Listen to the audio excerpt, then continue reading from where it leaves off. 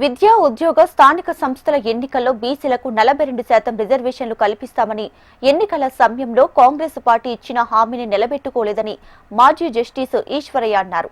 BC రిజర్వేషన్లపై రాజకీయ పార్టీలు దోబుచలాడుతున్నాయని తెలియజేశారు.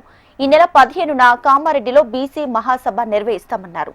42% బీసీ రిజర్వేషన్ల సాధనే లక్ష్యమంటున్న మాజీ జస్టిస్ ఈశ్వరయ్యతో మా ప్రతినిధి Bhupathi face to face. Kamareddy కేంద్రంగా 42% బీసీ రిజర్వేషన్ల కోసం మరో పోరుబాట సిద్ధమవుతుంది. ఇప్పటికే కాంగ్రెస్ ప్రభుత్వం గత ఎన్నికల సమయంలో ఇచ్చిన హామీని రిజర్వేషన్లు అమలు చేయాలని కోరుతూ మరోసారి పోరుబాటకు సిద్ధమవుతున్న పరిస్థితి నెలకొంది. బీసీ పోరాట సమితి ఆధ్వర్యంలో ఈ పోరుబాట ఈ నెల 15న నిర్వహించబోతున్నారు. మనతోటి మాజీ జస్టిస్ ఈశ్వరన్ గారు ఉన్నారు. వారితో మాట్లాడించే ప్రయత్నం చేద్దాం. సార్ చెప్పండి, ఎలాంటి పోరాటం చేయబోతున్నారు? సార్, ఇది పోరాటం చేసేది 42% బీసీ రిజర్వేషన్ల సాధన సమితి ఆధ్వర్యంలో జరుగుతుంది.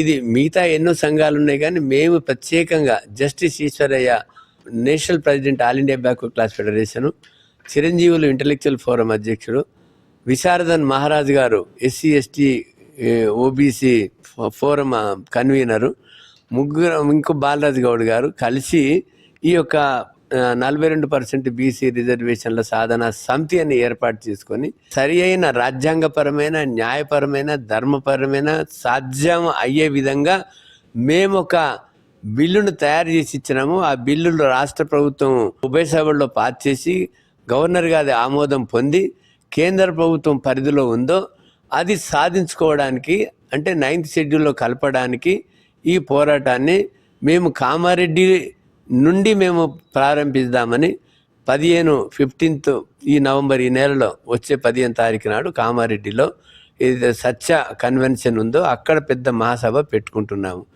దీని యొక్క ముఖ్య ఉద్దేశము 9th షెడ్యూల్లో పెట్టడానికి సరి అయిన మార్గాలు, సూచనను ఏదైతే రేవంత్ రెడ్డి గారు ముఖ్యమంత్రి, ఆయన ఎమ్మెల్యే ఇక్కడి నుంచి కూడా పోటీ చేసి ఓడిపోయినాడు.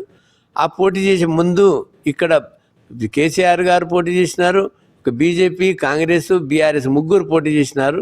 సో పోటీ చేసి ఒక్క బీజేపీ గెలిచింది, వీళ్ళిద్దరు కూడా ఓడిపోయినారు.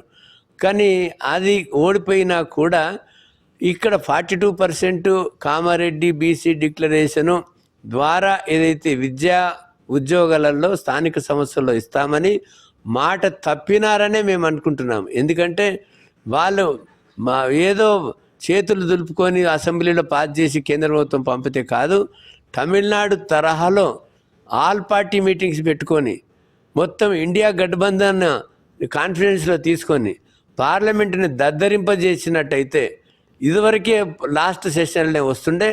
ఇప్పుడైనా శీతాకాల సమావేశంలో రాహుల్ గాంధీ గారు ఇండియా గఠబంధన్ మొత్తం 240 మంది ఎంపీలు పార్లమెంట్లో లేపి మరి శ్రీ నరేంద్ర మోడీ గారిని కలిసి మనకు ఒక స్ట్రాంగ్ ప్రెషర్ పెడితే చేస్తారు. చేయకపోతే తెలంగాణ రాష్ట్రాన్ని మొత్తం బంద్ చేయాలి. బంద్ అని అంటే కేంద్ర ప్రభుత్వ సంస్థలు, రాష్ట్ర ప్రభుత్వ సంస్థలు, బస్సులు, రైళ్లు, టెలిఫోన్లు, విద్యా సంస్థలు మొత్తం బంద్ చేస్తే తమిళనాడులో బంద్ ఎట్లా అవుతుందో చీమ కూడా చిటుకుమన్నది రోడ్డు మీద.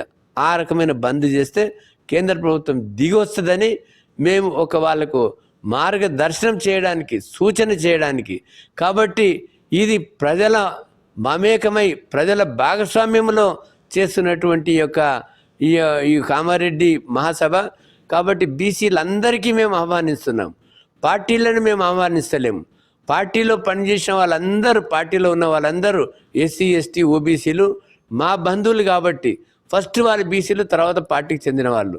కాబట్టి ఏ పార్టీ నాయకులని పిలవకుండా కాన్స్టిట్యూషన్లో చుట్టుముట్టు ఉన్న జిల్లాల వాళ్ళందరినీ ఆహ్వానించి ఒక సంకేతం పంపిద్దామని కేంద్ర రాష్ట్ర ప్రభుత్వాలకు సంకేతం పంపించి ప్రజలకు ఒక చైతన్యం నింపి ప్రజా ఉద్యమాన్ని మేము నిర్మించుకోవడానికి ఈ యొక్క ఫస్ట్ సభని కామారెడ్డిలో పెడతా ఉన్నాం. బీసీ రిజర్వేషన్ల విషయంలో ఇప్పటికే పార్టీలు ఒక్కో స్టాండ్ను అవలంబిస్తున్నాయి. ముఖ్యంగా ఇటు కాంగ్రెస్ ఒకవైపు, బీజేపీ ఒకవైపు, బీఆర్ఎస్ ఒకవైపు.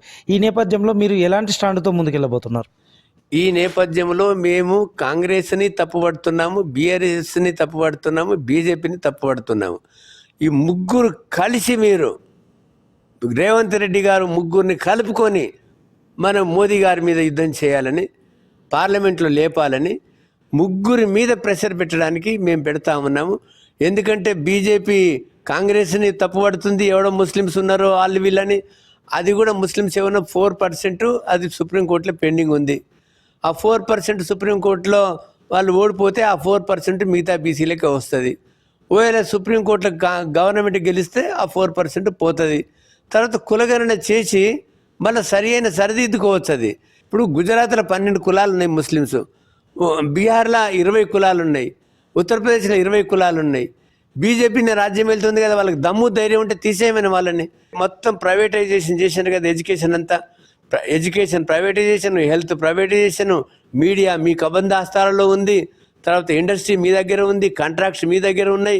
ఇప్పుడు రేవంత్ రెడ్డి 42% రిజర్వేషన్స్ అన్నిట్లు ఇస్తామన్నాడు కదండి.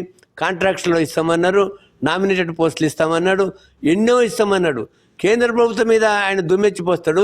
చేయగలిగింది కూడా చేయకుండా మాకు మోసం దగా కుట్ర చేసి ఆయన వర్గాల వరకు అప్పర్ కులాల వరకు ఇస్తున్నాడు కదా. కాబట్టి దీన్ని చెప్పడానికి, ప్రజలకు చెప్పడానికి, ఇది ప్రజల యొక్క కండ్లు మనకు నిజంగా వాళ్లకు కనువిప్పు కావాలని మేము బయలుదేరిన విషయం ఇది.